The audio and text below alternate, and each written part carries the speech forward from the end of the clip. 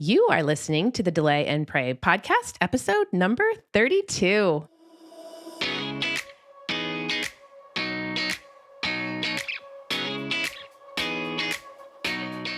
Welcome to the Delay and Pray podcast, where certified Catholic and weight loss coach Beth Bubick teaches you how to permanently lose weight through spiritual fasting. Get ready to gain faith and lose weight through a joyful transformation of both body and soul. Now, your host, Beth, the Catholic fasting coach.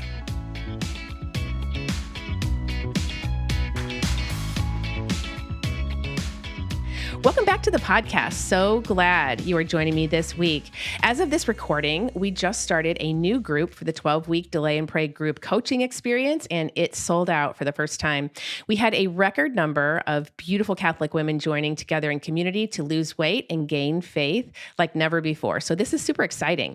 And I couldn't do it without my fabulous team helping me every single day. And so thank you, Christina, Danny, and Albert. You are the best.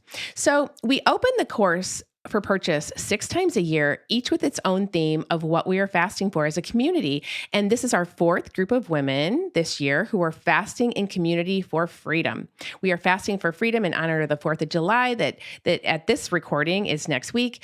And we're fasting for all kinds of freedom, individual freedom from addiction to sugar and flour and processed food, unity for our families, freedom for our nation, and freedom for the truth to be proclaimed all over the world, especially through the gospel of Jesus Christ. The Blessed Mother is calling for us to pray and fast. And so we are taking up this mission on her behalf. And I hope you will consider joining us, even if you're not in the group, and just fast off of some type of sugary, floury, or processed food item that you normally love, or just fast off of meat on Fridays. That, as Catholics, is something kind of small that we can do together. And we really should be doing that on all these Fridays that are really penitential.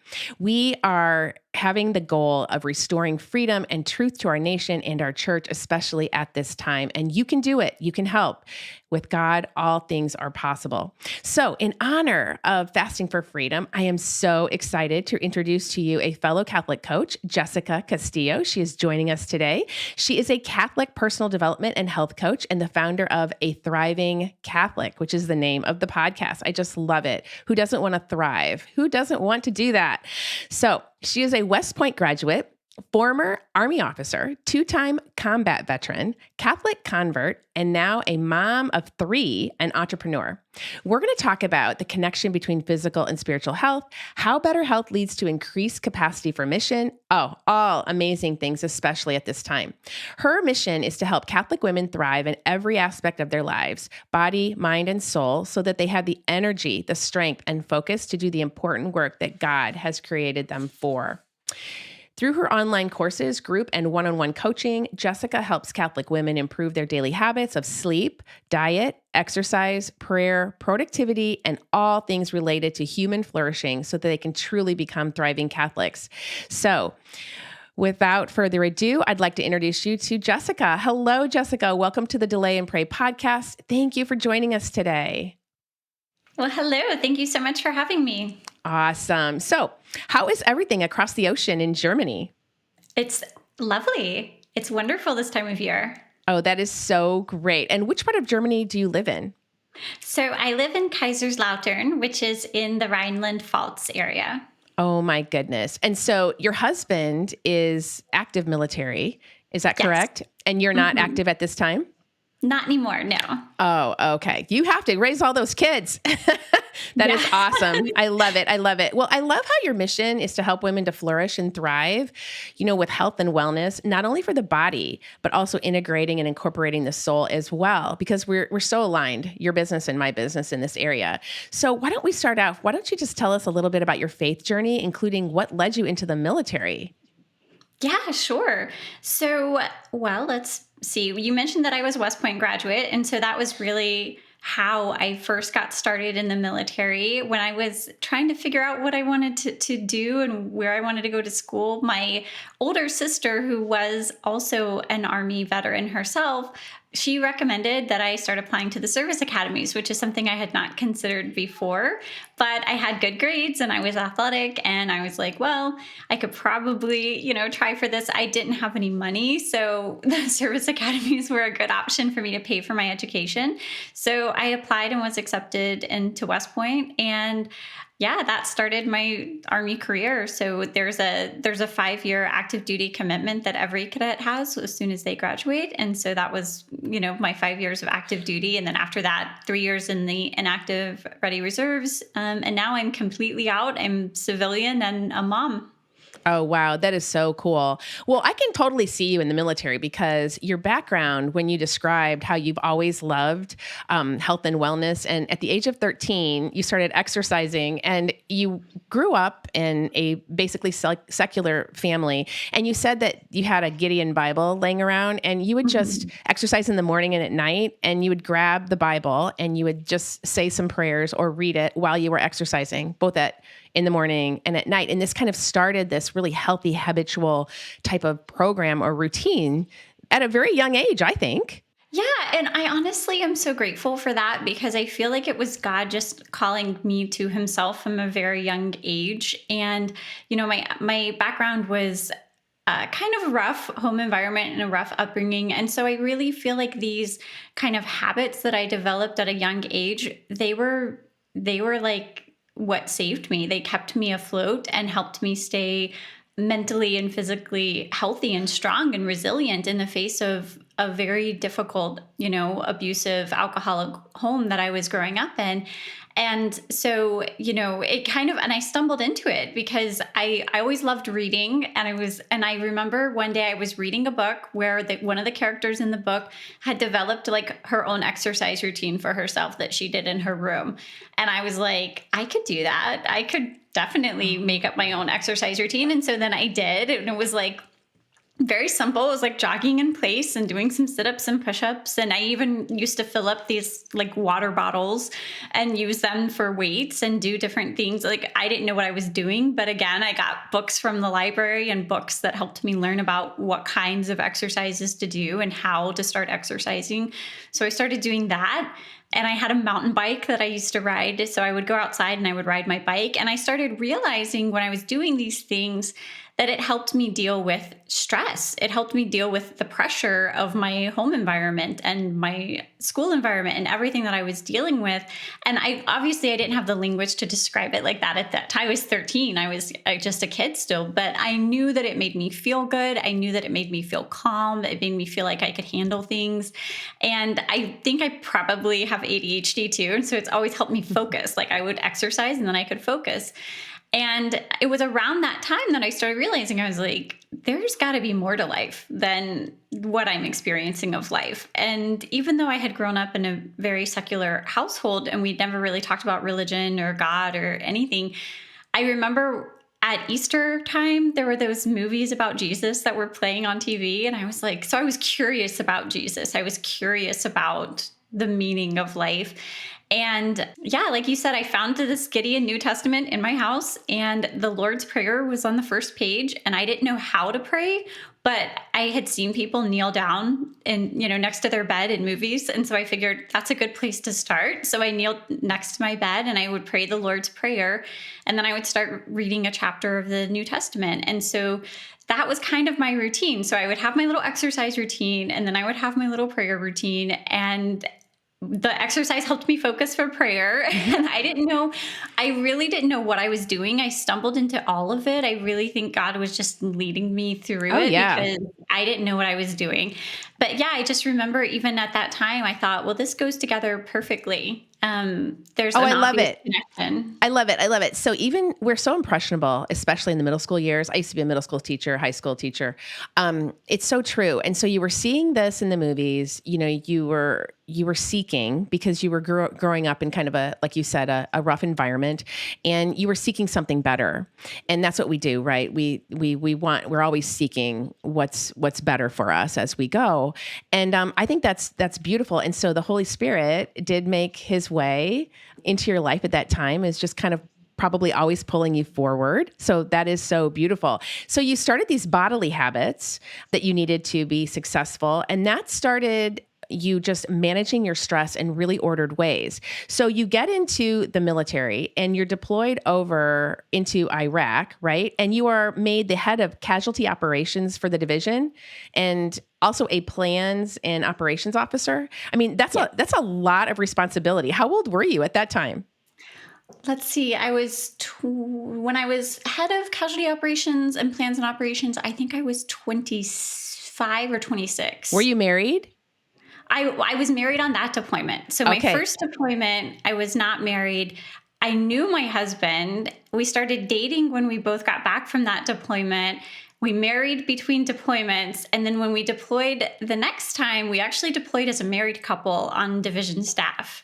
Wow. So, which was actually not super uncommon. I think there were maybe about 8 other married couples that were on that deployment with us. Wow. Oh my gosh, that is so neat. 8 married couples. And so when you went, was he Catholic at the time? When did you turn Catholic?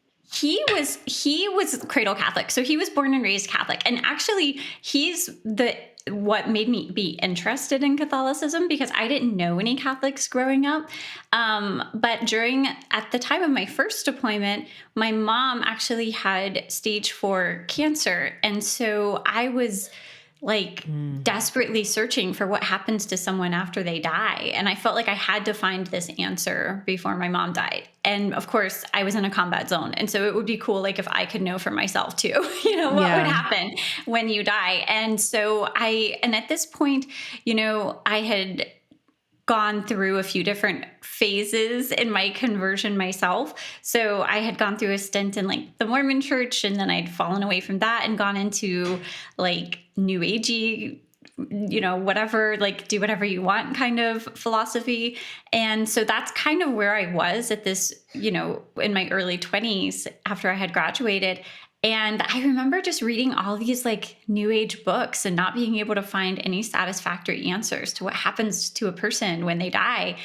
And I remember seeing my future husband in the DFAC, the dining facility in Iraq, making the sign of the cross before he ate his meals. And I was super intrigued. I'd never seen anyone do that before. So I was like, what are you doing? What is this? And when we started dating, I just brought him all my questions, what does happen to a person when they die? And I just had so many deep questions about life and purpose and meaning and just so many things that finally he couldn't answer them all. And he was just like, you just need to go to RCIA and find out. And so it was actually between deployments when we started dating, when I went to RCIA, and I actually came into the church at Easter Vigil 2010. And then he and I were married the next month. And then we deployed shortly after that. So It was a lot of things. So it must have been great comfort for you then to realize that you're not just a body, that you're a body and soul integrated from head to toe. And that when we die, the body goes into the ground, but the soul remains, and you'll see your mom again. You'll see her again. And my mom is also deceased, and I'm going to see them again, and it's going to be beautiful, So it's just beautiful. So we have hope. We have hope that death is not the final answer. Oh yeah. And I think even before I had any real answers, before I was dating my husband, before I went to RCIA, I had to go home on emergency leave from my first deployment to be with my mom when she passed. And I just remember standing in her hospice room with my siblings, and I still had not found an answer. But when she passed away, I felt this wave of peace, this deep peace wash over me. And I knew that everything was going to be okay. Yes. And I didn't know how I knew. I just knew. I was like, it's fine. Everything's going to be okay.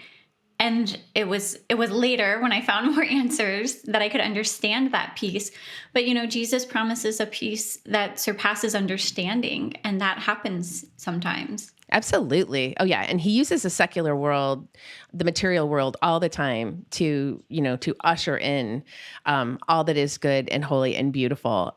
He can, if we're seeking it. And so we shouldn't be afraid of that. So that is wonderful. So one of the things I thought was really neat is you had described in one of your podcasts that you found out that you could actually use food and exercise as a performance enhancer instead of, just whatever food and exercise is, instead of like, oh, well, food and exercise is so that I can get thin. So less food, more exercise equals thin.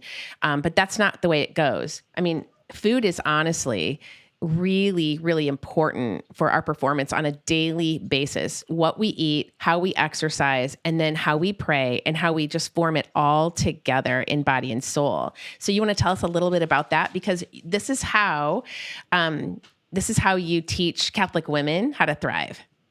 Yeah, absolutely. So I think it was really during my second deployment that I started really getting into this. And it was, before then, young 20s, you kind of eat whatever. I exercised because I was in the Army, and that's just what you do. And so I had to pass PT tests. But when I was on that second deployment to Iraq, and I was the head of casualty operations and plans and operations for my section in the division staff, it was a lot of pressure. And in order to deal with all of it, I was like, okay, I have got to be at my absolute best. How do I get there? And I had some notion that what I ate affected me in some way, but I didn't realize like what a significant impact it would make. And so when I really focused on dialing in my diet, cutting out sugar, really eating a lot of vegetables, I was very careful with my exercise instead of it just being something that, I would go to the gym and go on the elliptical if I felt like it. I had a very planned exercise for myself. Like I was lifting on this day, I was going to do this. I was like, I had made a plan. I was really careful with my sleep, and just all of these things. And of course, during that time, because I was a new convert in Catholicism, like I was also developing my prayer practices and what kind of prayer I was going to have. And so I was really, every morning I was doing Lectio Divina. I was trying to, incorporate spiritual reading, like all of these habits that I was building, they enabled me to manage the pressure of that position, to manage all of the stress, these long work days where you're working all the time, and you can be woken up at any time of the night to deal with a casualty situation or anything, or there's a mortar attack and now you have to go in a bunker, and a mortar could land in your house, so there's a lot of pressure and a lot of stress. And so I think that was my first experience of really seeing the connection between, okay, these are my very intentional habits that I've chosen that are sustaining me. Mm-hmm. Because a lot of the times we think about habits and we're like, okay, well, I'm going to build these habits. But really it's like, okay, we choose the habits that are going to then sustain us. And we just forever. Yes, forever. Yeah, exactly. Yeah, I love it because you know what? You were intentional actually at the age of 13. And it was the intention and the routine and the habits that got you through growing up, I'm sure, because that's what we all crave is a really good holy routine. And here you're in this combat zone. And again, you're reaching for intentional habits that's going to keep you alive, both body and soul, and answer all the purpose questions that you're having in your mind and in your soul. And just like, why am I here, Lord? How do I best serve you, Lord? And so these are, I think they're kind of subconscious sometimes in our minds. And then we have to really get into a routine to live that way, to live very purposeful. And so I love that.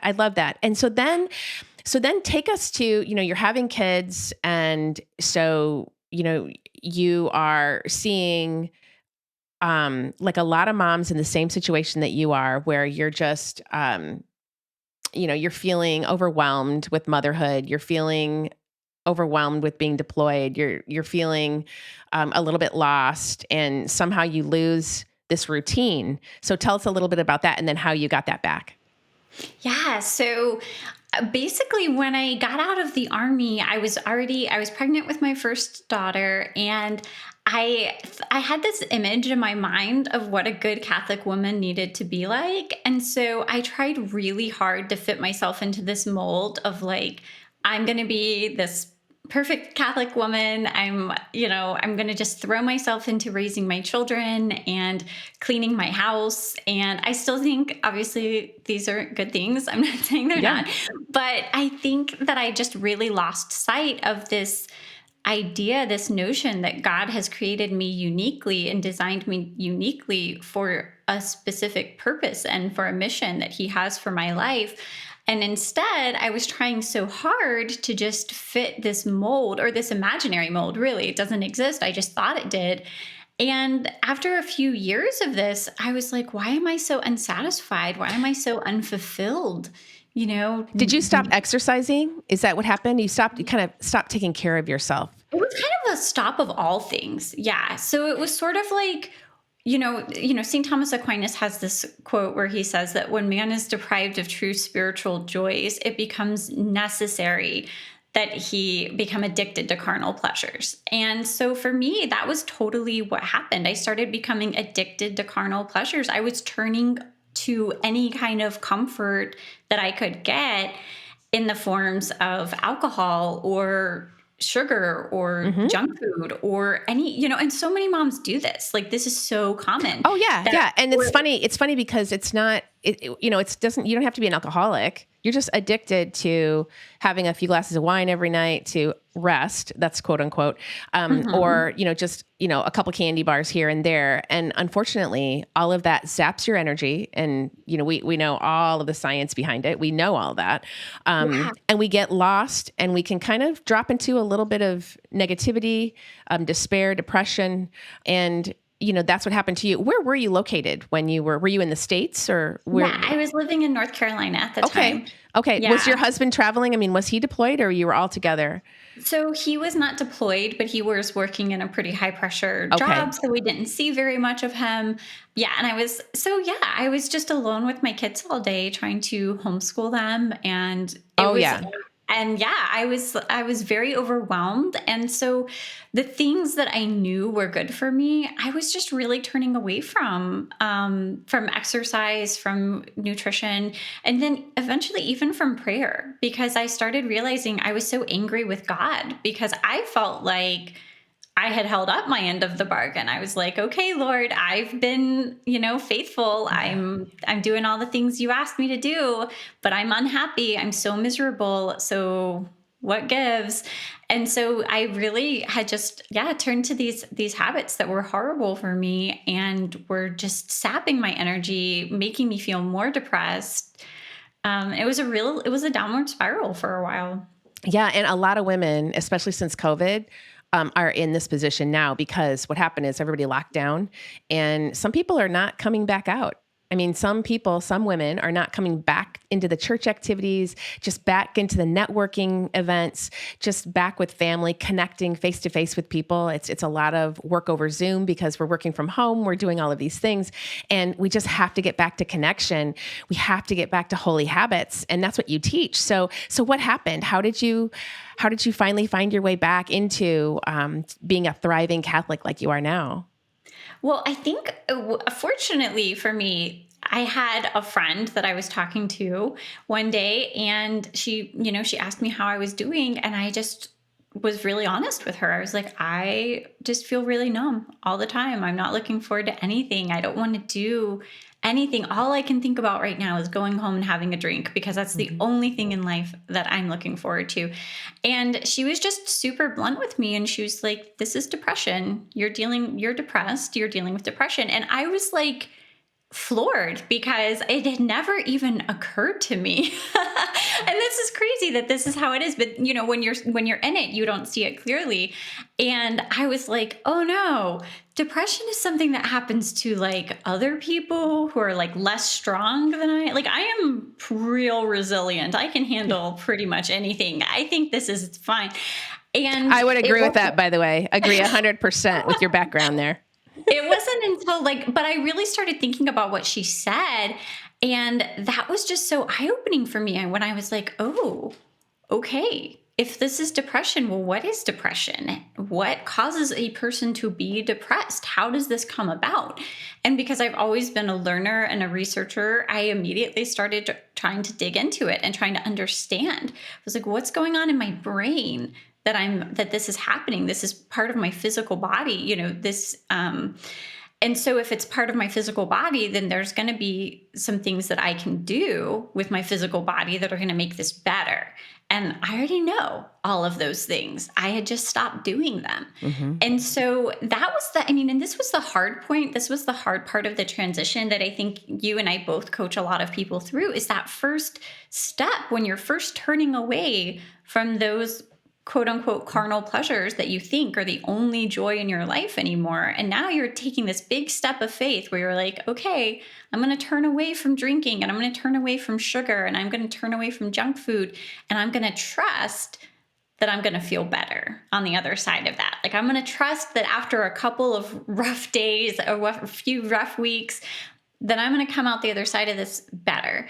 And so I did. I started making these changes. I turned back to some of my older habits that had sustained me for most of my life at this point. And so it wasn't overnight, but it was relatively quickly that my body was feeling so much better. Oh, I love that. I love that, because, we have control over what we eat. We have control over exercise.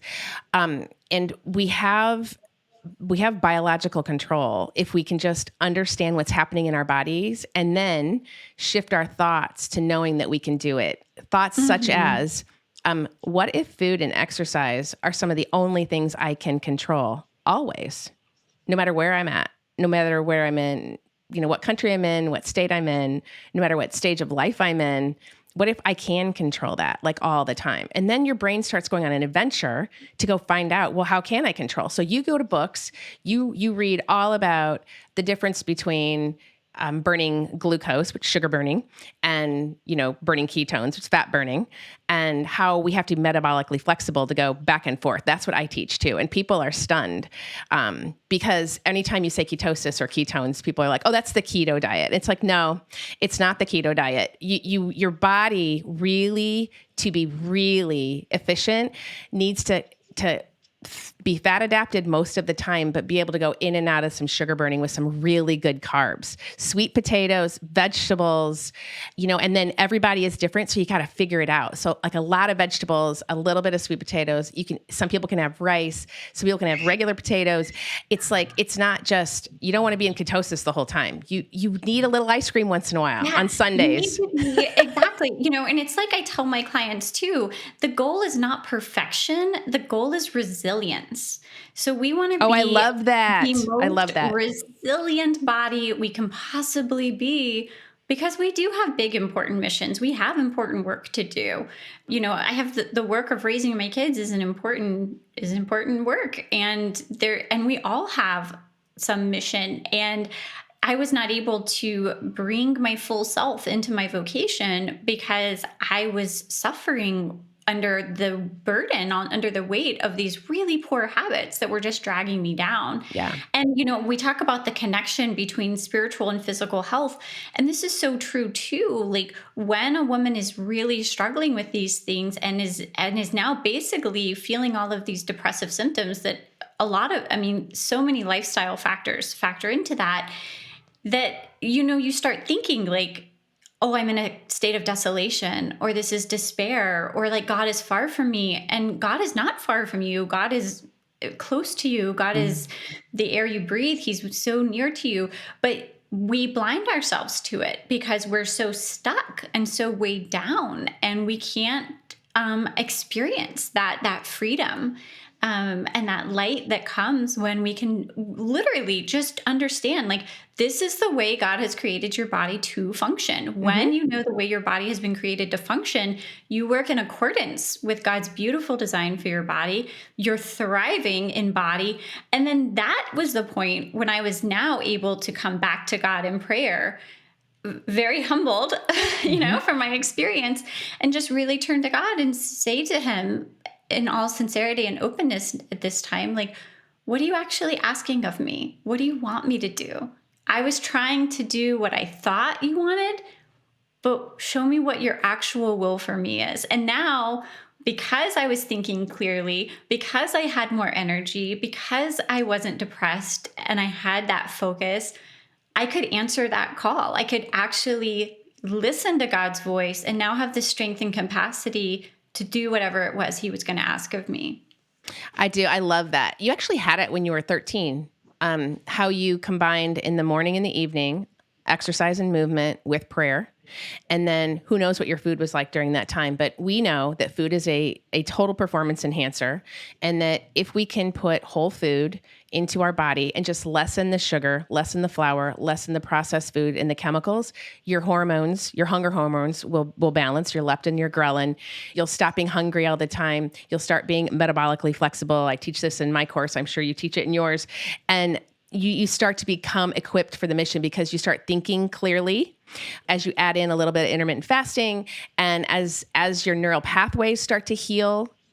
Because your brain, when you have candy bars all the time, it loves the sugar burning. So your brain's going to be like, hey, that was really good when we ate the candy bar. Remember how great we felt? That was a huge dopamine hit. So we should do that again.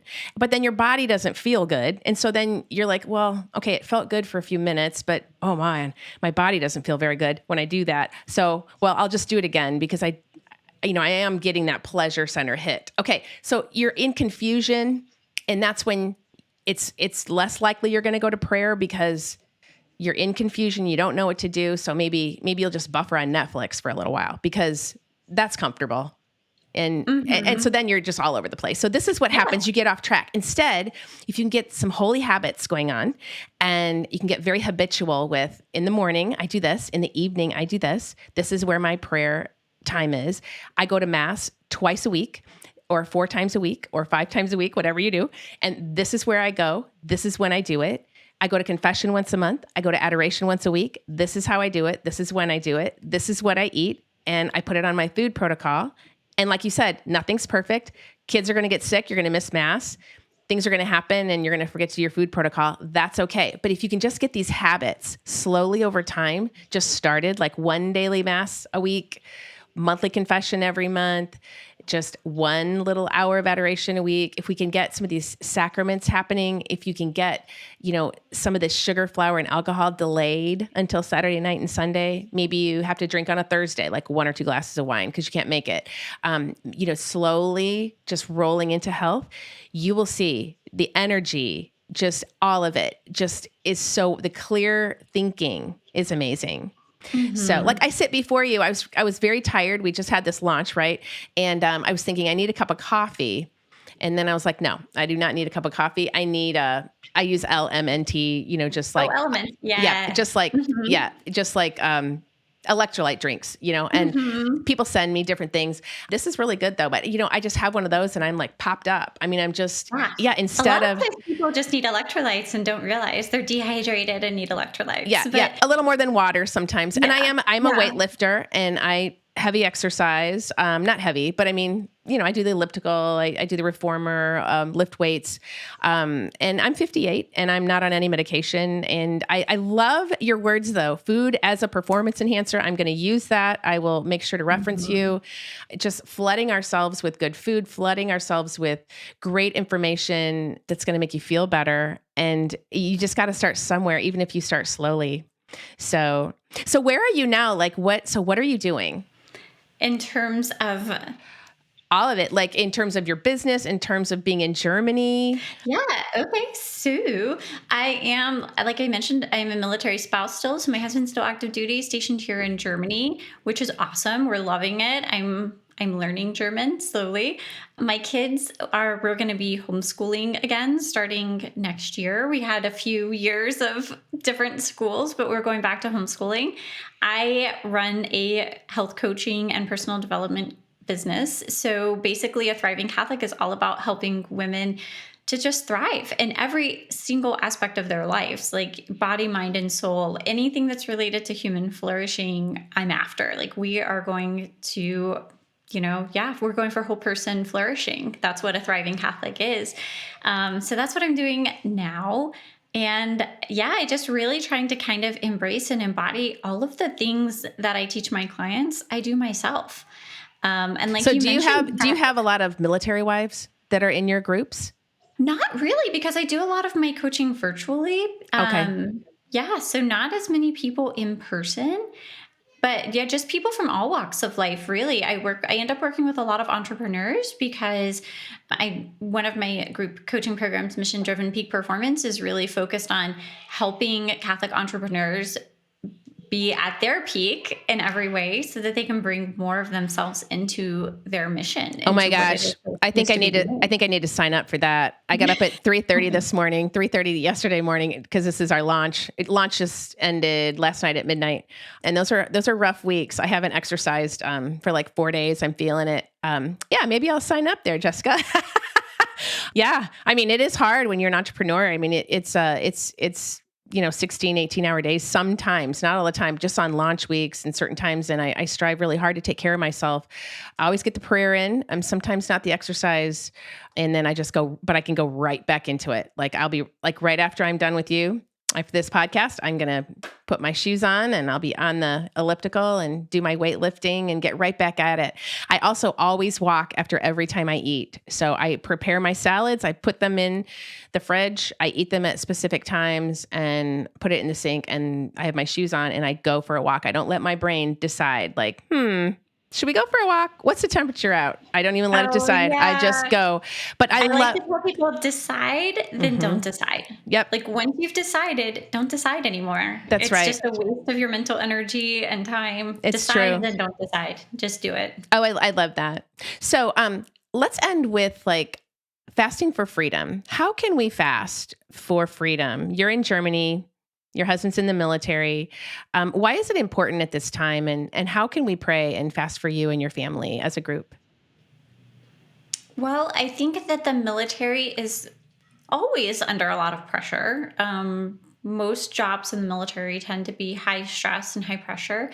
But I think, especially now in today's military, there's a lot of changes coming in the military that are kind of like a microcosm of society, like some societal changes being forced on the military in terms of, gender ideology and all of the other things. So I really think just fasting for the nation and for just a return to virtue and to the values that really should be the foundation of the armed services, as well as an American Catholic life. Like it should be founded on virtue. And I think as a nation, we're turning away from that a lot. So yeah, I think just fasting for that return to values. I love it.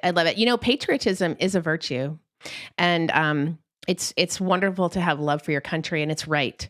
So, and it's just. So that's something that I teach in this fasting for freedom course that I have is bringing back the virtue of patriotism. Of course, the 4 cardinal virtues as well, always. But I don't think sometimes people realize that it's a virtue. We should have love for our country, and we should build it up and be a place, a civic society that is beautiful. And for us Catholics that can at least adjust to a Catholic worldview or welcome a Catholic worldview if